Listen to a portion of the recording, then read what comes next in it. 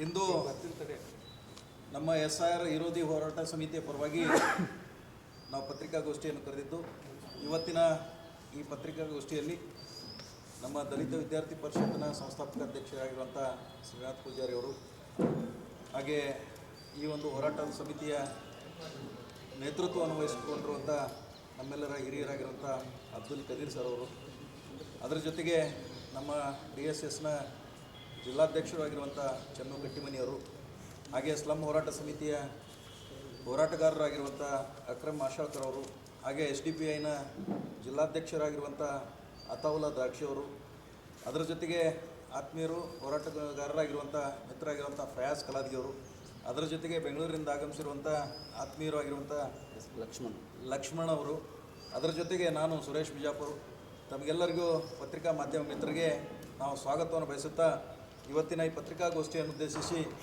ಆತ್ಮೀಯರಾಗಿರುವಂಥ ಶ್ರೀನಾಥ್ ಪೂಜಾರಿ ಅವರು ನಡೆಸಿಕೊಡ್ಬೇಕಂತೇಳಿ ನಾನು ವಿನಂತಿಸ್ಕೊಳ್ತೇನೆ. ಹಂಗಲ್ಲ ಹಿಂಗೆ ಇದು ಮಾಡ್ತಾರಲ್ಲ ಇವರು ಸರ್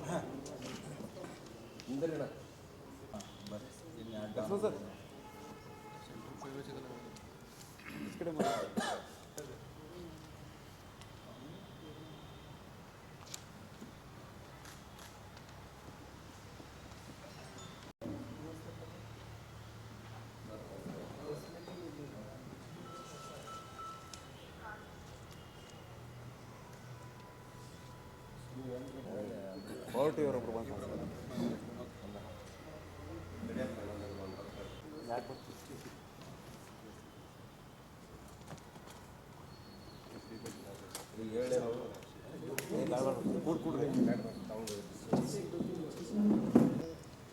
ಈ ಕರ್ನಾಟಕದಲ್ಲಿ ಈಗಾಗಲೇ ದೇಶದಲ್ಲಿ ನಡೀತಕ್ಕಂಥ ಒಂದು SIR ಅಂತಕ್ಕಂಥ ಸ್ಪೆಷಲ್ ಇನ್ಸೆಂಟಿವ್ ರಿವಿಷನ್ ಅಂತಕ್ಕಂಥ ಒಂದು ವಿಶೇಷವಾಗಿರ್ತಕ್ಕಂಥ ಮತದಾರ ಪರಿಷ್ಕರಣೆ ಅಂತಕ್ಕಂಥದ್ದನ್ನು ಇಟ್ಕೊಂಡು ಕೇಂದ್ರ ಸರ್ಕಾರ ಈಗಾಗಲೇ ಹಲವು ರಾಜ್ಯಗಳಲ್ಲಿ ಮಾಡಿರ್ತಕ್ಕಂಥ ದುರಂತವನ್ನು ಮತ್ತು ತನಗೆ ಬೇಕಾದಂಥ ತನ್ನ ಮೂಗಿನ ನೇರಕ್ಕೆ ಇಡೀ ಚುನಾವಣಾ ಆಯೋಗವನ್ನು ಬಳಸ್ಕೊಳ್ತಕ್ಕಂಥ ರೀತಿಯನ್ನು ನೋಡಿ ನಾವೆಲ್ಲರೂ ಕೂಡ ಈಗಾಗಲೇ ಪ್ರತಿರೋಧವನ್ನು ವ್ಯಕ್ತಪಡಿಸಿದ್ದೇವೆ. ಹಲವು ರಾಜ್ಯಗಳಲ್ಲಿಯೂ ಕೂಡ ಜನಪರ ಹೋರಾಟಗಾರರು ಈ ಪ್ರತಿರೋಧವನ್ನು ವ್ಯಕ್ತಪಡಿಸಿದ್ದಾರೆ.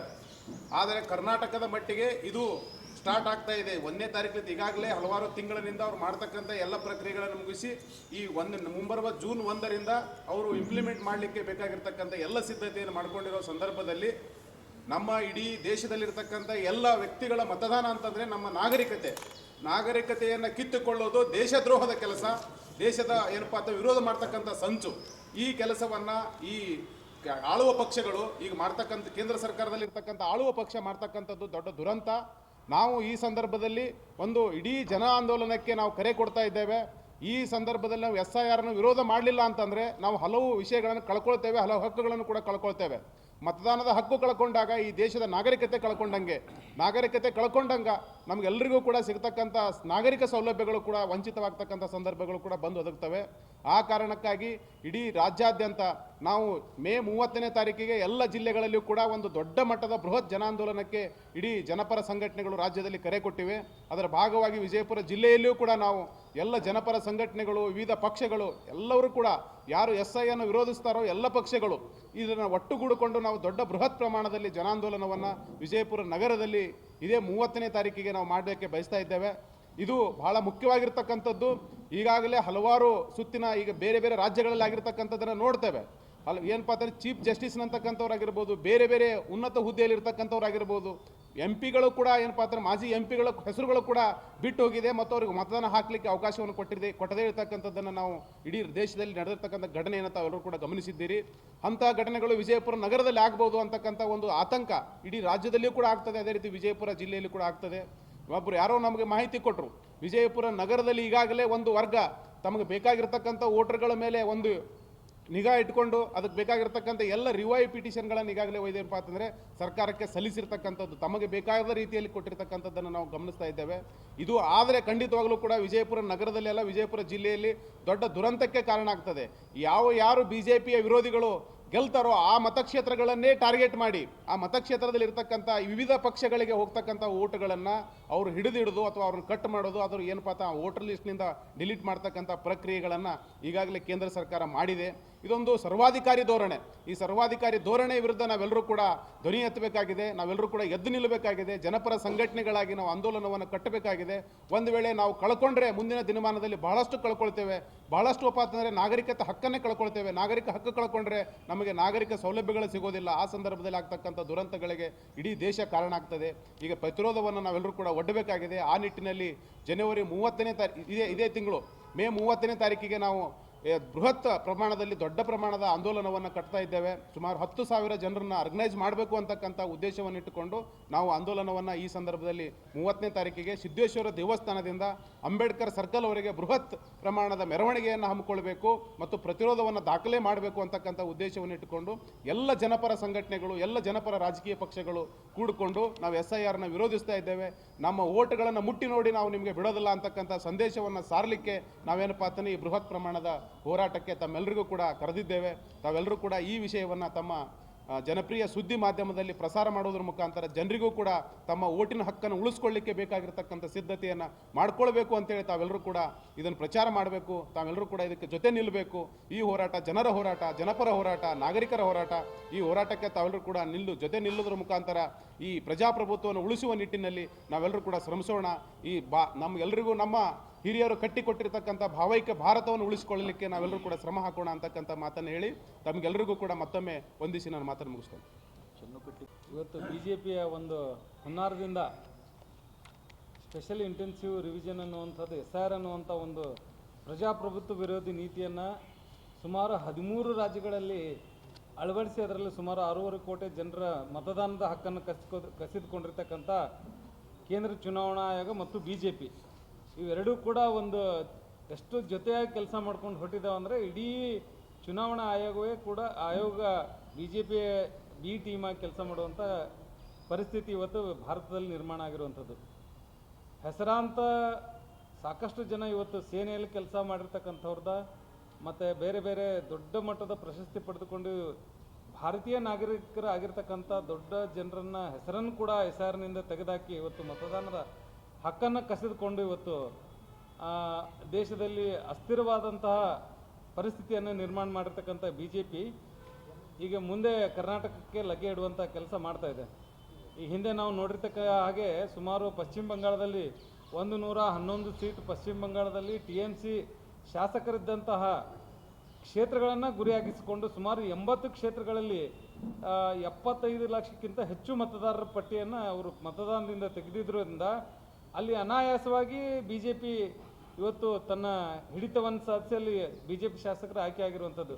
ಇದು ಕೂಡ ಕರ್ನಾಟಕದಲ್ಲಿ ಮುಂದಿನ ದಿನಮಾನಗಳಲ್ಲಿ ದೊಡ್ಡ ಮಟ್ಟದ ಮತದಾರರ ಪಟ್ಟಿಯನ್ನು ಪರಿಷ್ಕರಣೆ ಮಾಡುವ ಹೆಸರಿನಲ್ಲಿ ಮತದಾರರನ್ನು ಪಟ್ಟಿಯಿಂದ ತೆಗೆಯುವಂಥ ಕೆಲಸ ಈ ಸರ್ಕಾರ ಮಾಡುವಂಥದ್ದು ನಮ್ಮೆಲ್ಲರ ಗಮನಕ್ಕಿರೋದ್ರಿಂದ ಇಡೀ ರಾಜ್ಯದಾದ್ಯಂತ ಎಲ್ಲ ಪ್ರಗತಿಪರ ಸಂಘಟನೆಗಳು ಇದನ್ನು ಗಂಭೀರವಾಗಿ ಪರಿಗಣಿಸಿ ಬರೋ ಮೇ 30ನೇ ತಾರೀಕು ಸಿದ್ದೇಶ್ವರ ದೇವಸ್ಥಾನದಿಂದ ಅಂಬೇಡ್ಕರ್ ಸರ್ಕಲ್ವರೆಗೂ ನಾವು ಪ್ರತಿಭಟನಾ ಮೆರವಣಿಗೆಯನ್ನು ಹಮ್ಮಿಕೊಂಡು ಅಂಬೇಡ್ಕರ್ ಸರ್ಕಲ್ನಲ್ಲಿ ದೊಡ್ಡ ಮಟ್ಟದ ಒಂದು ಸಮಾವೇಶ ಮಾಡಬೇಕು, ಬೃಹತ್ ಪ್ರತಿಭಟನಾ ಸಮಾವೇಶ ಅನ್ನುವಂಥದ್ದು ನಿರ್ಧಾರಕ್ಕೆ ಬಂದಿದ್ದು. ಹಾಗಾಗಿ ಜಿಲ್ಲೆಯ ಎಲ್ಲ ಜನತೆಯಲ್ಲಿ ನಾವು ವಿನಂತಿಯನ್ನು ಮಾಡ್ಕೊಳ್ತಾ ಇದ್ದೀವಿ. SIR ನನಗೆ ಒಬ್ಬನಿಗೆ ಸಂಬಂಧಪಟ್ಟಿದ್ದಲ್ಲ, ಎಲ್ಲ ಇಡೀ ಇವತ್ತೇನು ಬಾಬಾ ಸಾಹೇಬ್ರ ಸಂವಿಧಾನದ ಅಡಿಯಲ್ಲಿ ನಾವೆಲ್ಲರೂ ಕೂಡ ಮತದಾನವನ್ನು ಮಾಡ್ತಾ ಇದ್ವಿ. ಆ ಮತದಾನ ಹಕ್ಕನ್ನು ಕಸಿದುಕೊಂಡು ದೇಶದಲ್ಲಿ ನಾವು ಹುಟ್ಟಿದ್ರೂ ಕೂಡ ನಮಗೆ ನೀವು ಎಲ್ಲಿಯವರು ಅನ್ನುವಂಥ ಕೇಳುವಂಥ ಪರಿಸ್ಥಿತಿ ಇವತ್ತು ಸರ್ಕಾರ ತಂದಿಟ್ಟಿರುವಂಥದ್ದು. ಈ ದೇಶದಲ್ಲಿ ಹುಟ್ಟಿ ಈ ದೇಶದಲ್ಲಿ ಬೆಳೆದು ಈ ದೇಶದಲ್ಲಿ ಸಾಯುವಂಥ ಪರಿಸ್ಥಿತಿ ನಿರ್ಮಾಣ ಇದ್ದಾಗಲೂ ಕೂಡ ನೀವು ಪೌರತ್ವವನ್ನು ನೀವು ಸಾಬೀತುಪಡಿಸಿರಿ ಅಂದರೆ ಹೇಗೆ ಸಾಬೀತುಪಡಿಸಬೇಕು ಅನ್ನೋಂಥದ್ದು ದೊಡ್ಡ ಪ್ರಶ್ನೆಯಾಗಿ ನಿಂತಿದೆ. ಈಗ ಮುಂಚೆನೇ ಮತದಾರ ಪಟ್ಟಿಯಲ್ಲಿ ಸ್ಪೆಲ್ಲಿಂಗ್ ಮಿಸ್ಟೇಕ್ ಆದರೂ 2001ರಲ್ಲಿ 2ರಲ್ಲಿ ಏನು ಸ್ಪೆಲ್ಲಿಂಗ್ ಮಿಸ್ಟೇಕ್ ಆಗಿದೆ ಅದಕ್ಕೂ ಕೂಡ ಮತದಾರ ಪಟ್ಟಿಯಿಂದ ಹೊರಗೆ ತರುವಂಥ ಕೆಲಸ ನಡೀತಾ ಇದೆ. ಹಾಗೆ 2002ರಲ್ಲಿ ಮತದಾರ ಪಟ್ಟಿಲಿ ಇಲ್ಲ ಅಂದರೆ ನೀವು ಈ ಸಾರಿ ವೋಟ್ ಹಾಕಂಗಿಲ್ಲ ಅನ್ನೋಂಥದ್ದು ಕೂಡ ಪರಿಸ್ಥಿತಿ ನಿರ್ಮಾಣ ಮಾಡುತ್ತಿದ್ದಾರೆ. ಹಾಗಾಗಿ ಈ ದೇಶದಲ್ಲಿ ಹುಟ್ಟಿರ್ತಕ್ಕಂಥ ಪ್ರಜೆಯಾದ ನಾನು ಇದೇ ದೇಶದಲ್ಲಿ ಪರಕೀಯ ಆಗುವಂಥದ್ದು ಪರಿಸ್ಥಿತಿ ನಿರ್ಮಾಣ ಮಾಡಿರ್ತಕ್ಕಂಥ ಈ BJP ಸರ್ಕಾರ ಮತ್ತು ಚುನಾವಣಾ ಆಯೋಗವನ್ನು ನಾವು ಬಹಳ ಉಗ್ರವಾಗಿ ಖಂಡಿಸ್ತಾ 30ನೇ ತಾರೀಕು ಏನು ಇವತ್ತು ನಾವು ಹಮ್ಮಿಕೊಂಡಿದ್ದೀವಿ ಅದಕ್ಕೆ ನೀವೆಲ್ಲರೂ ಪಕ್ಷಾತೀತವಾಗಿ ಜಾತ್ಯತೀತವಾಗಿ SIRನ ವಿರೋಧ ಮಾಡುವಂಥ ಎಲ್ಲ ಮನಸ್ಸುಗಳು ನಮ್ಮ ಜೊತೆ ಕೈ ಜೋಡಿಸಬೇಕು ಹಾಗೂ ಆ ಮೆರವಣಿಗೆಯಲ್ಲಿ ಭಾಗವಹಿಸಬೇಕು. ಸರ್ಕಾರಕ್ಕೆ ಸ್ಪಷ್ಟವಾದ ಸಂದೇಶವನ್ನು ನೀಡಬೇಕು ಅನ್ನುವಂಥ ಕಾರಣಕ್ಕಾಗಿ ಎಲ್ಲರಲ್ಲಿ ಮತ್ತೊಮ್ಮೆ ಮುಗಿದೊಮ್ಮೆ ವಿನಂತಿಯನ್ನು ಮಾಡ್ಕೊಳ್ತೀವಿ. ದಯವಿಟ್ಟು ನೀವು 30ನೇ ತಾರೀಕು ನಮ್ಮ ಜೊತೆ ಬನ್ನಿ, ಕೈ ಜೋಡಿಸಿ ಅಂತೇಳಿ ವಿನಂತಿಯನ್ನು ಮಾಡ್ಕೊಳ್ತಾ 2 ಮಾತುಗಳು ಮುಗಿಸ್ಕೊಂಡು ಧನ್ಯವಾದಗಳು. ನಮ್ಮ ರಾಷ್ಟ್ರ ಭಾರತ ಇಡೀ ವಿಶ್ವದಲ್ಲೇ ಅತಿ ದೊಡ್ಡ ಪ್ರಜಾಪ್ರಭುತ್ವ ರಾಷ್ಟ್ರ. ಈ SIR ಪದ್ಧತಿಯಿಂದ ಪ್ರಜಾಪ್ರಭುತ್ವವನ್ನು ಕೊಲೆ ಮಾಡ್ತಾ ಇರುವಂಥ ಸಂಗತಿ ಈಗ ಬಂದಿದೆ. ನಮ್ಮ ಮತ ನಮ್ಮ ಹಕ್ಕು, ಈ ಹಕ್ಕು ಕಸಿಯದ ಕೆಲಸ SIR ವತಿಯಿಂದ ಮಾಡ್ತಾ ಇದ್ದಾರೆ. ಇದಕ್ಕೆ ನಾವು ಖಂಡಿತವಾಗಿ ವಿರೋಧಿಸುತ್ತೇವೆ. ಇದರ ಬಗ್ಗೆ ಇಡೀ ರಾಜ್ಯದಲ್ಲಿ 30ನೇ ತಾರೀಕಿಗೆ ಹೋರಾಟವನ್ನು ನಡೀತಾ ಇದೆ. ಅದೇ ಥರ ವಿಜಯಪುರ ಜಿಲ್ಲೆಯಲ್ಲಿ ಜಿಲ್ಲಾ ಮಟ್ಟದಲ್ಲಿ ನಮ್ಮ ಈ ಹೋರಾಟ ನಮ್ಮ ಹೋರಾಟ ಶಾಂತಿಯುತ ಹೋರಾಟವಾಗಿದೆ. ನಮ್ಮ ಈ ಹೋರಾಟವನ್ನು ಸಿದ್ದೇಶ್ವರ ದೇವಸ್ಥಾನದಿಂದ ಪ್ರಾರಂಭ ಆಗಿ ಅಂಬೇಡ್ಕರ್ ಸರ್ಕಲ್ವರೆಗೆ ನಡೀತಾ ಇದೆ. ಇದಕ್ಕೆ ಎಲ್ಲರೂ ಭಾಗವಹಿಸಬೇಕು. ಇದು ಜನಪರ ಹೋರಾಟವಾಗಿದೆ. ಇದು ಎಲ್ಲರಿಗೆ ಗುರುತಾಗಬೇಕು. ನಾಗರಿಕತೆ ಅನ್ನೋದು ವಿಷಯ ಏನಿದೆ ಅನ್ನೋದು ನಮಗೆ ಅದನ್ನು ಅರಿವಾಗಬೇಕು. ಈ ನಾಗರಿಕತೆಯನ್ನು ಕಸಿಯೋದ ಕೆಲಸ ಈಗ ಕೇಂದ್ರ ಸರ್ಕಾರವನ್ನು ಮಾಡ್ತಾ ಇದೆ. ನಾವು ಇದನ್ನು ಖಂಡಿಸುತ್ತೇವೆ. ನಮಸ್ಕಾರ. ಇವತ್ತು ಕೇಂದ್ರ ಸರ್ಕಾರ ಮತ್ತು ಚುನಾವಣಾ ಆಯೋಗ ಏನು ಸಂವಿಧಾನ ವಿರೋಧಿ ನೀತಿಯನ್ನು ಈ SIR ಅನ್ನೋ ಹೆಸರಿನಲ್ಲಿ ತರಲಿಕ್ಕೆ ಹೋಗ್ತಿದೆ, ಅದನ್ನು ಈ ದೇಶದ ಪ್ರತಿಯೊಬ್ಬ ನಾಗರಿಕರು ಕೂಡ ಇದನ್ನು ವಿರೋಧಿಸಬೇಕಾಗಿದೆ. ಯಾಕಂದರೆ ಈ ದೇಶದ ಪ್ರತಿಯೊಬ್ಬ ನಾಗರಿಕರ ಅಸ್ತಿತ್ವವನ್ನು ಮತ್ತು ನಾಗರಿಕತ್ವವನ್ನು ಅದನ್ನು ಕಿತ್ತುಕೊಳ್ಳಲಿಕ್ಕೆ ಸಂಚು ರೂಪಿಸ್ತಾ ಇದೆ. ಆ ಸಂಚನ್ನು ನಾವೆಲ್ಲರೂ ಕೂಡ ವಿರೋಧಿಸಿ ಅದನ್ನು ಧಿಕ್ಕರಿಸಬೇಕಾಗಿದೆ. ಬರೀ SIR ಅಂದರೆ ಇದೊಂದು ಸೋಷಿಯಲ್ ಇಂಟೆನ್ಸಿವ್ ರಿವಿಷನ್ ಅಂತ ಏನಿದೆ, ಇದೊಂದು ಮತ ಪರಿಷ್ಕರಣೆ ಮಾತ್ರ ಅಲ್ಲ. ಇದರ ಹಿಂದೆ ಇರುವುದು ಈ ದೇಶದ ನಾಗರಿಕರನ್ನು, ಈ ದೇಶದ ನೀವು ನಾಗರಿಕರಲ್ಲ ವಲಸಿಗರನ್ನೋ ಹೆಸರಿನಲ್ಲಿ ಎಲ್ಲರನ್ನ ಮತದಾನದ ಪಟ್ಟಿಯಿಂದ ಹೆಸರು ತೆಗೆದು ಈ ನಾಗರಿಕತ್ವವನ್ನೇ ತೆಗಿಲಿಕ್ಕೆ ಹೊರಟಿದೆ. ಇದು ಬರೀ ಮತದಾರ ಪಟ್ಟಿಯಿಂದ ಮಾತ್ರ ಅಲ್ಲ, ಈ ಹಿಂದೆ CA NRC ಅಂತ ಏನಿತ್ತು, ಆ CA NRC ರೂಪದಲ್ಲಿ ಇದನ್ನು ರದ್ದು ಮಾಡಲಿಕ್ಕೆ ಹೊರಟಿದೆ. ಆದರೆ ನೇರವಾಗಿ ಬಂದ್ಬಿಟ್ರೆ ಇವರಿಗೆಲ್ಲ ಗೊತ್ತಾಗುತ್ತೆ ಅನ್ನೋ ಕಾರಣಕ್ಕೆ ಹಿಂದು ಬಾಗಿಲಿನಿಂದ ಬಂದು ಸಂವಿಧಾನದ ಒಂದೊಂದೇ ಆಶಯಗಳನ್ನು ಕಿತ್ಕೊಳ್ತಾ ಇದೆ. ಆದರೆ ಸಂವಿಧಾನದ ಒಂದೊಂದೇ ಆಶಯಗಳು ಹೋದಾಗ ಮುಂದೆ ನಾಗರಿಕರು ಮಾತಾಡಲಿಕ್ಕೆ ಅವಕಾಶ ಮಾಡಲಾರಂಥ ವ್ಯವಸ್ಥೆಯನ್ನು ನಿರ್ಮಾಣ ಮಾಡಲಿಕ್ಕೆ ಕೇಂದ್ರ ಸರ್ಕಾರ ಹೊರಟಿದೆ. ಚುನಾವಣಾ ಆಯೋಗವನ್ನು ತನ್ನ ಕಪಿಮುಷ್ಟಿಯಲ್ಲಿಟ್ಟುಕೊಂಡು ಈ ಕೆಲಸ ಮಾಡ್ತಾ ಇದೆ. ಹಾಗಾಗಿ ನಾವು ಹೇಳ್ತಿರೋದು SIRನ ರದ್ದು ಮಾಡಬೇಕು, ಸಂವಿಧಾನ ವಿರೋಧಿಯಾದಂಥ SIR ರದ್ದು ಮಾಡಬೇಕು, ಸಂವಿಧಾನಬದ್ಧವಾದ IR ಅನ್ನು ನೀವು ಜಾರಿ ಮಾಡಬೇಕು ಅನ್ನೋದು ನಮ್ಮ ಒತ್ತಾಯ ಇದೆ. IR ಅಂದರೆ ಇಂಟೆನ್ಸಿವ್ ರಿವಿಷನ್ ಅಂತೇಳಿ ಇದು ಮೊದಲಿಂದ ಮಾಡ್ಕೊಂಡು ಬಂದಿದೆ. ಈಗಾಗಲೇ ಇಂಡಿಯಾದಲ್ಲಿ 10 ಬಾರಿ ಕೂಡ ಇದನ್ನು ಮತ ಪರಿಷ್ಕರಣೆ ಆಗಿದೆ. ಆದರೆ ಯಾವುದೇ ತೊಂದರೆ ಆಗಿರಲಿಲ್ಲ. 10 ಬಾರಿ ಆಗಿರೋಂಥ ಮತ ಪರಿಷ್ಕರಣೆ ತೊಂದರೆ ಆಗದಂಥದ್ದು ಈಗ ಯಾಕೆ ನೀವು ತೊಂದರೆ ಮಾಡ್ತಿದ್ದೀರಿ ಅನ್ನೋದು ನಮ್ಮ ಪ್ರಶ್ನೆ. ಮತ್ತು ಈ ಹಿಂದೆ ಏನು ಪಶ್ಚಿಮ ಬಂಗಾಳದಲ್ಲಿ ಮತ್ತು ಕೇರಳದಲ್ಲಿ ಮತ್ತು ತಮಿಳುನಾಡಿನಲ್ಲೂ ಕೂಡ ನೀವು ಇದೇ ರೀತಿ ಮತ ಪರಿಷ್ಕರಣೆ ಪಟ್ಟಿಯಲ್ಲಿ ನೀವು ಹೆಸರುಗಳನ್ನು ಡಿಲೀಟ್ ಮಾಡಿ ನಿಮ್ಮ ಅಧಿಕಾರವನ್ನು ಚುಕ್ಕಾಣಿ ನಡೆದಿದ್ದೀರಿ. ಅದೇ ರೀತಿಯಲ್ಲಿ ಕರ್ನಾಟಕದಲ್ಲಿ ನಿಮ್ಮ ಆಟ ನಡೆಯಲ್ಲ. ಇಲ್ಲಿ ಕರ್ನಾಟಕದ ಜನ ಪ್ರಜ್ಞಾವಂತರಿದ್ದಾರೆ. ಯಾಕಂದರೆ ಕರ್ನಾಟಕದ ನೆಲ ಇದು ಬಸವಣ್ಣನವರು ಹುಟ್ಟಿದಂಥ ನೆಲ, ಸೂಫಿ ಸಂತರು ಇಲ್ಲಿ ಓಡಾಡದಂಥ ನೆಲ, ಮತ್ತು ಇದು ಕಿತ್ತೂರು ರಾಣಿ ಚೆನ್ನಮ್ಮಂಥ ನೆಲ. ಹಾಗಾಗಿ ಇಲ್ಲಿ ಎಲ್ಲರೂ ಕೂಡ ಪ್ರಜ್ಞಾವಂತರಿದ್ದಾರೆ. ಪ್ರಜ್ಞಾವಂತರು ಇದನ್ನು ವಿರೋಧಿಸ್ತಾರೆ. ಇಲ್ಲಿ ನಿಮ್ಮ ಆಟ ನಡೆಯಲ್ಲ ಅಂತೇಳಿ ಈ ಮೂಲಕ ಎಚ್ಚರಿಕೆಯನ್ನು ಕೇಂದ್ರ ಸರ್ಕಾರಕ್ಕೆ ಮತ್ತು ಚುನಾವಣಾ ಆಯೋಗಕ್ಕೆ ನಾವು ಎಚ್ಚರಿಕೆಯನ್ನು ಕೊಡ್ತಾ ಇದ್ದೀವಿ. SDPI ಜಿಲ್ಲಾಧ್ಯಕ್ಷರಾಗಿರ್ತಕ್ಕಂಥ ಘೋಷಣೆಯನ್ನು ಕರೆದಿದ್ದ ಉದ್ದೇಶ ಏನಂತ ಹೇಳಿ ನಮ್ಮೆಲ್ಲರೂ ಹಿರಿಯ ನಾಯಕರು ತಮ್ಮ ಮುಂದೆ ಎಲ್ಲ ಇಟ್ಟಿದ್ದಾರೆ. ನಾನು ಹೆಚ್ಚಿಗೇನು ಇದರಲ್ಲಿ ಮಾತಾಡಲ್ಲ. SIR ಬಗ್ಗೆ ಏನಿದೆ ಅನ್ನೋದು ತಮ್ಮೆಲ್ಲರಿಗೆ ಗೊತ್ತಿದೆ. ಕೆಲವೊಂದು ಸಣ್ಣ ಪುಟ್ಟ ತಪ್ಪುವನ್ನು ಬರೀ ಸ್ಪೆಲ್ಲಿಂಗ್ ಮಿಸ್ಟೇಕ್, ಅಡ್ರೆಸರ್ನಲ್ಲಿ ಒಂದು ಸ್ವಲ್ಪ ಮಿಸ್ಟೇಕ್, ಇದು ಎಲ್ಲ ಮಾಡಿದ್ದು ಆಫೀಸರ್ಸ್ಗಳು ಅಧಿಕಾರಿಗಳು ಮಾಡಿದ್ದು ತಪ್ಪಿಗೆ ಇವತ್ತು ಸಾಮಾನ್ಯ ಜನರನ್ನು ಇವತ್ತು ಅನುಭವಿಸಿದ್ದಾರೆ. ಅದರ ಸಲುವಾಗಿ ಇದು 30ನೇ ತಾರೀಕು ಬಿಜಾಪುರಲ್ಲಿ ಸಿದ್ದೇಶ್ವರ ದೇವಸ್ಥಾನ ಮುಂದೇನ ನಾವು ಒಂದು ದೊಡ್ಡ ಪ್ರಮಾಣದಲ್ಲಿ ಪ್ರೊಟೆಸ್ಟನ್ನು ಮಾಡ್ತಾಯಿದ್ದೀವಿ. ಇದರಲ್ಲಿ ಇಡೀ ಬಿಜಾಪುರ ಡಿಸ್ಟಿಕ್ದವರು ಎಲ್ಲರೂ ಭಾಗವಹಿಸಬೇಕು. ಯಾಕಂತಂದ್ರೆ ಇದು ಯಾವುದು ಪಾರ್ಟಿದು, ಯಾವುದು ಸಂಘಟನೆದು, ಯಾವುದು ಆರ್ಗನೈಸೇಷನ್ದು ಪರ್ಸ್ನಲ್ ವಿಷಯವನ್ನು ಇಲ್ಲ. ಇದು ಎಲ್ಲ ಇಡೀ ದೇಶದ ಜನರದ್ದು ವಿಷಯ. ಇದರ ಬಗ್ಗೆ ನಾನು ನಿಮಗೆ ಹೇಳಬೇಕಂತಂದ್ರೆ ಒಂದು ವಿಷಯ, ಇದಕ್ಕಿಂತ ಮೊದಲ ಆಗಿದ್ದು ರಿಸಲ್ಟನ್ನು ನೋಡಿರಬೇಕು. ವೆಸ್ಟ್ ಬೆಂಗಾಲ್ದು, ತಮಿಳ್ನಾಡ್ದು ಮತ್ತು ಉತ್ತರ ಪ್ರದೇಶದಲ್ಲಿ, ಗುಜರಾತಲ್ಲಿ ಲಕ್ಷಾನುಗಟ್ಟಲೆಯಲ್ಲಿ ಸ್ಟೇಟ್ ವೈಸ್ ವೋಟರ್ಸನ್ನು ಡಿಲೀಟ್ ಮಾಡಿದ್ದಾರೆ. ಹೀಗಾಗಿ ಇಡೀ ನಮ್ಮ ದೇಶದಲ್ಲಿ ಕ್ರೋಡ್ಸ್ ಟುಗೆದರ್ 5 crores ಮ್ಯಾಗ್ ಏನದ ವೋಟರ್ಸನ್ನು ಡಿಲೀಟ್ ಮಾಡಿದ್ದಾರೆ. ಈ ಥರ ನಿಮ್ಮದು ವೋಟ್ ಡಿಲೀಟ್ ಆಗಬಾರ್ದು. ನಮ್ಮ ಹಕ್ಕನ್ನು ನಾವು ಪಡೆಯಬೇಕಂತಂದ್ರೆ ಈ ಹೋರಾಟಕ್ಕೆ ನಾವು ಬೆಂಬಲ ಕೊಡಬೇಕು. ಎಲ್ಲ ಸಾಮಾನ್ಯ ಜನರು ಈ ಹೋರಾಟದಲ್ಲಿ ಭಾಗವಹಿಸಿ ಈ ಹೋರಾಟಕ್ಕೆ ಸಕ್ಸಸ್ ಮಾಡಬೇಕು. ನಮಸ್ಕಾರ. ಈ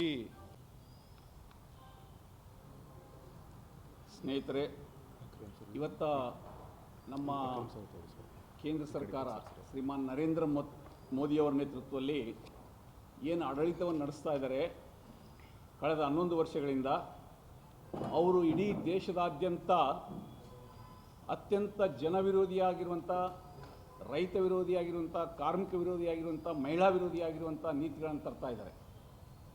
ಎಲ್ಲ ಸಂಸ್ಥೆಗಳನ್ನು ತಮ್ಮ ಕಪಿಮುಷ್ಟಿಯಲ್ಲಿ ಇಟ್ಕೊಳ್ತಾ ಇದ್ದಾರೆ. ಅದು ಚುನಾವಣೆ ಆಯೋಗ ಆಗಿರ್ಬೋದು, UGC ಆಗಿರ್ಬೋದು, ರಿಸರ್ವ್ ಬ್ಯಾಂಕ್ ಆಫ್ ಇಂಡಿಯಾ ಆಗಿರ್ಬೋದು, ಸುಪ್ರೀಂ ಕೋರ್ಟ್ ಆಗಿರ್ಬೋದು, ಪ್ಲಾನಿಂಗ್ ಕಮಿಷನ್ ಆಗಿರ್ಬೋದು, ಎಲ್ಲ ಕೇಂದ್ರ ಸರ್ಕಾರದ ಮುಖವಾಣಿಗಳ ಥರ, ಕೇಂದ್ರ ಸರ್ಕಾರದ ಕೈಗೊಂಬೆಗಳ ಥರ ಕೆಲಸ ಮಾಡ್ತಾ ಇದೆ. ಇವತ್ತ ಅವರೇನು SIR ಮಾಡ್ಲಿಕ್ಕೆ ಕೊಟ್ಟಿದ್ದಾರೆ, ಸ್ಪೆಷಲ್ ಇಂಟೆನ್ಸ್ ರಿವಿಷನ್ ಅಂತೇಳಿ ಮತದಾರರ ಪಟ್ಟಿಯ ಪರಿಷ್ಕರಣೆ ಮಾಡ್ಲಿಕ್ಕೆ ಕೊಟ್ಟಿದ್ದಾರೆ. ಪರಿಷ್ಕರಣೆ ಮಾಡೋದ್ರ ಬಗ್ಗೆ ನಮ್ಮದೇನು ವಿರೋಧ ಇಲ್ಲ. ಪರಿಷ್ಕರಣೆ ಮಾಡಿ ನಿಜವಾದ ಮತದಾರರನ್ನ ಮತದಾರರ ಪಟ್ಟಿಯಲ್ಲಿ ಸೇರಿಸುವಂಥ ಪ್ರಕ್ರಿಯೆ ಮಾಡಲಿಕ್ಕೆ ಚುನಾವಣೆ ಆಯೋಗಕ್ಕೆ ಹಕ್ಕಿದೆ. ಅದು ಮಾಡುವಂಥ ಪ್ರಕ್ರಿಯೆ ಮಾಡಲಿ, ಅದ್ರ ಬಗ್ಗೆ ನಮ್ಮ ವಿರೋಧ ಇಲ್ಲ.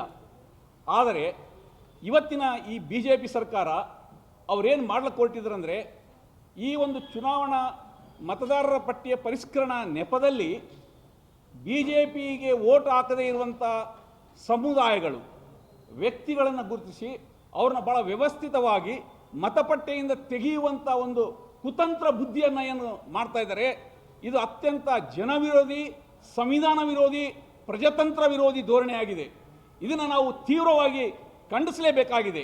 ನಮ್ಮ ಪಕ್ಷ SUCI, socialist unity centre of India, communist ಪಕ್ಷದಿಂದ ನಾವು ಅಖಿಲ ಭಾರತ ಮಟ್ಟದಲ್ಲಿ ಇದನ್ನು ತೀವ್ರವಾಗಿ ಖಂಡಿಸಿದ್ದೇವೆ. ನಿಮಗೆ ಹೇಳಬೇಕಂದ್ರೆ, ನಮ್ಮ ಪಕ್ಷದಿಂದ MP ಆಗಿ ಚುನಾಯಿತರಾಗಿರುವಂಥ ಡಾಕ್ಟರ್ ತರುಣ್ ಮಂಡಲ್ ಅವರು ಪಶ್ಚಿಮ ಬಂಗಾಳದಲ್ಲಿ ಚುನಾವಣಾ ಲೀಸ್ಟ್ ಒಳಗಡೆ, ಮತದಾರರ ಲೀಸ್ಟ್ನಲ್ಲಿ ಅವರ ಹೆಸರಿಲ್ಲ. ಅವರು ಚುನಾವಣೆ ಆಯೋಗಕ್ಕೆ ಕಂಪ್ಲೇಂಟ್ ಕೊಟ್ಟಿದ್ದಾರೆ. ಒಬ್ಬ MP 5 ವರ್ಷ ಪಾರ್ಲಿಮೆಂಟ್ನಲ್ಲಿ ಕೆಲಸ ಮಾಡಿರುವಂಥವ್ರು, ಸ್ಥಾಯಿ ಸಮಿತಿನಲ್ಲಿ ಕೆಲಸ ಮಾಡಿರುವಂಥವ್ರು, ಅವ್ರದ್ದು ಚುನಾವಣೆಯಲ್ಲಿ ಹೆಸರಿಲ್ಲ. ಅವ್ರು ಚುನಾವಣೆ ಆಯೋಗಕ್ಕೆ ಕಂಪ್ಲೇಂಟ್ ಕೊಟ್ಟರೆ ಇವತ್ತಿನವರೆಗೂ ಕೂಡ ಅದು ಕ್ಲಾರಿಫಿಕೇಶನ್ ಕೊಡ್ಲಿಕ್ಕೆ ತಯಾರಿಲ್ಲ ಅವರು. ಇದು ಒಬ್ಬ MP ಪರಿಸ್ಥಿತಿ ಆದರೆ ಈ ದೇಶದಲ್ಲಿ ಸಾಮಾನ್ಯ ಜನರ ಪರಿಸ್ಥಿತಿ ಏನಿದೆ? ಇವತ್ತ ಹೆಸರು ಬದಲಾವಣೆ ಅಂತೇಳಿ 2002-3ರಲ್ಲಿ ಹಾಕಿರುವಂಥ ದಾಖಲೆಗಳು ಕೊಡಂತ ಹೇಳ್ತಾರೆ. ದಾಖಲೆಗಳು ಯಾರು ಕೊಡ್ಬೋದು? ಎಜುಕೇಟೆಡ್ ಕೊಡ್ಬೋದು, ಓದ್ಕೊಂಡವ್ರು ಏನೋ ಇಟ್ಕೊಂಡವ್ರು ಕೊಡ್ಬೋದು. ಇವತ್ತು ಹಳ್ಳಿಯಲ್ಲಿರುವಂಥ ರೈತರು ಏನು ದಾಖಲೆ ಕೊಡ್ತಾರೆ? ದುಡಿಲಿಕ್ಕೆ ಹೋಗಿರುವಂಥ ಕಾರ್ಮಿಕರು ಏನು ದಾಖಲೆ ಕೊಡ್ತಾರೆ? ವಲಸೆ ಹೋಗಿರುವಂಥ ಕಾರ್ಮಿಕರು ಏನು ದಾಖಲೆ ಕೊಡ್ತಾರೆ? ಹಾಗಾದ್ರೆ ನಿಮ್ಮ ಉದ್ದೇಶ ಏನು? ಈ ದೇಶದಲ್ಲಿರುವಂಥ ಪ್ರಜೆಗಳನ್ನು ನೀವು ಮತದಾನದಿಂದ ತಡೆ ಹಿಡಲಿಕ್ಕೆ ಪ್ರಯತ್ನ ಮಾಡ್ತಾ ಇದ್ದೀರಾ? ಮತದಾನ ಅಂದ್ರೆ ಏನು? ಅದೊಂದು ಡೆಮೋಕ್ರೆಟಿಕ್ ರೈಟು. ಒಂದು ದೇಶದಲ್ಲಿ ಪ್ರಜಾಪ್ರಭುತ್ವ ಸರ್ಕಾರವನ್ನು ಆರಿಸಿ ಕಳಿಸಲಿಕ್ಕೆ ಇರುವಂಥ ಒಂದು ಮೂಲಭೂತವಾದಂಥ ಹಕ್ಕು, ಸಂವಿಧಾನಬದ್ಧವಾಗಿ ಕೊಟ್ಟಿರುವಂಥ ಹಕ್ಕು. ಈ ಹಕ್ಕನ್ನು ಕಸ್ಕೊಳ್ಳಿಕ್ಕೆ ನಿಮಗೆ ಯಾರು ಹೇಳಿದ್ದಾರೆ? ಯಾರು ಪವರ್ ಕೊಟ್ಟಿದ್ದಾರೆ ನಿಮಗೆ? ನೀವು ಒಂದು ವೇಳೆ ಇದೇ ರೀತಿ ಧೋರಣೆ ಮುಂದುವರಿಸಿದ್ದೆ ಆದರೆ ನಿಮ್ಮ ವಿರುದ್ಧ ಇಡೀ ದೇಶದಾದ್ಯಂತ ಜನಾಕ್ರೋಶ ಭುಗಿಲೇಳ್ತದೆ. ಇವತ್ತೇನು ನಡೆದಿದೆ ಅಲ್ಲ, ಇವತ್ತು ನೀವು ಏನು ನೀಟ್ ನಡೆಸ್ತಾ ಇದ್ರಿ, ನೀಟ್ ಪರೀಕ್ಷೆಯಲ್ಲಿ ಲೀಕೇಜ್ 4 ಸರ್ತಿ ಲೀಕೇಜ್ ಆದರೂ ಕೂಡ ಒಬ್ಬನಿಗೆ ತಲೆದಂಡ ಮಾಡಿಲ್ಲ, ಒಬ್ಬ ಅಧಿಕಾರಿನ ಇದು ಮಾಡಿಲ್ಲ, ಒಬ್ಬ ಮಿನಿಸ್ಟರ್ನ ಇದು ಮಾಡಿಲ್ಲ, ತಲೆದಂಡ ಮಾಡಿಲ್ಲ. ಇವತ್ತು ಮತ್ತೆ ಎಕ್ಸಾಮ್ ಬರೀತಾ ಇದ್ರಿ, ಲಕ್ಷಾಂತರ ವಿದ್ಯಾರ್ಥಿಗಳು ಬೀದಿಗಿಳಿದು ಪ್ರತಿಭಟನೆ ಮಾಡ್ತಾ ಇದ್ರೆ ಇವತ್ತೇನಾಗಿದೆ? ನೀವು SIRನ ಯಾವ ರೀತಿ ಮಾಡಿದ್ರೆ ನಮ್ಗೆ ಗೊತ್ತಾಗಿದೆ. ಇವತ್ತು ಬಿಹಾರ್ನಲ್ಲಿ ಮಾಡಿದ್ರಿ ನೀವು, ಪಶ್ಚಿಮ ಬಂಗಾಳದಲ್ಲಿ 97 ಲಕ್ಷ ಜನ ವೋಟರ್ಸ್ನಿಂದ ಹೊರಗಿದ್ದಾರೆ. ಅವ್ರು ಯಾರು ದೇಶ ಬಿಟ್ಟು ಬೇರೆ ದೇಶದಿಂದ ಬಂದು ಸೆಟ್ಲ್ ಆದವರಲ್ಲ. ಆಗಿದ್ರೆ ಹೇಳಿ, ಇವ್ರು ಇಂಡಿಯನ್ ಸಿಟಿಜನ್ಶಿಪ್ ಇಲ್ಲ ಇವರಿಗೆ, ಇಲ್ಲಿ ಸಿಟಿಜನ್ಶಿಪ್ ಇಲ್ಲ, ಅದನ್ನೇ ಬಾಂಗ್ಲಾದೇಶದಿಂದನೋ ಅಮೇರಿಕದಿಂದನೋ ಪಾಕಿಸ್ತಾನದಿಂದ ಬಂದು ಇಲ್ಲಿ ನಡೆಸಿದ್ರು ಅಂತ ನೀವು ಪ್ರೂವ್ ಮಾಡಿ. ಪ್ರೂವ್ ಮಾಡ್ಲಿಕ್ಕೆ ನೀವು ಪ್ರಜೆಗಳಿಗೆ ಹೇಳ್ತಾ ಇದ್ರಿ, ಆದ್ರೆ ನೀವು ಪ್ರೂವ್ ಮಾಡಬೇಕಲ್ಲ. ಅವ್ರು ವೋಟರ್ಸ್ ಲಿಸ್ಟ್ನಲ್ಲಿ ತೆಗೆದಾಕಿದ ನಂತರ they are not the citizens of the Indian ಅಂತ ನಿಮ್ಗೆ ಹೇಳಲಿಕ್ಕೆ ಏನು ರೈಟ್ ಇದೆ? ಕಳೆದ 30 ವರ್ಷ 40 ವರ್ಷ ಅವ್ರ ತಂದೆ ತಾಯಿ ಮೊಮ್ಮಕ್ಕಳು ಅವರು ಇಡೀ ಶತಮಾನಗಳಿಂದ ಅವ್ರು ಇಲ್ಲಿ ಜೀವನ ಮಾಡ್ತಾ ಇದ್ದಾರೆ. ಅಂಥವ್ರನ್ನ ತೆಗೆದಾಕಲಿಕ್ಕೆ ನಿಮ್ಗೆ ಏನು ರೈಟ್ ಇದೆ? ಈಗ ನೀವು ಇದ್ರದ್ದು ಇಷ್ಟೆಲ್ಲ ಹೇಳ್ತಾ ಇದ್ದೀರಲ್ಲ, ಕಾನೂನಾತ್ಮಕ ಹೋರಾಟದ ಕುರಿತಾಗಿ ಏನಾದರೂ ಪ್ರಯತ್ನ ಮಾಡಿದ್ದೀರಾ? ಕಾನೂನಾತ್ಮಕ ಹೋರಾಟ ಅಂತಂದ್ರೆ ನೋಡಿ, ಈಗ ಚುನಾವಣೆ ಆಯೋಗ ಈ ಕೆಲಸವನ್ನು ಮಾಡ್ತಾ ಇದೆ. ಚುನಾವಣೆ ಆಯೋಗಕ್ಕೆ 1-2 ಅಲ್ಲ, ಸಾವಿರಾರು ಅರ್ಜಿಗಳು ಹೋಗಿದೆ. ಇವತ್ತು 1 ಲಕ್ಷದ ಮೇಲೆ ಅರ್ಜಿಗಳು ಹೋದರೆ ಅವ್ರು ಕೇವಲ 1600 ಅರ್ಜಿಗಳನ್ನು ಇವತ್ತಿನವರೆಗೆ ವಿಲೇವಾರಿ ಮಾಡಿದ್ದಾರೆ. ಕೇವಲ 1600 ಅರ್ಜಿಗಳನ್ನು. ಇನ್ನು ಉಳಿದೂನ ನೋಡ್ಲಕ್ಕೆ ಕೂಡ ಆಗಿಲ್ಲ ಅವರು.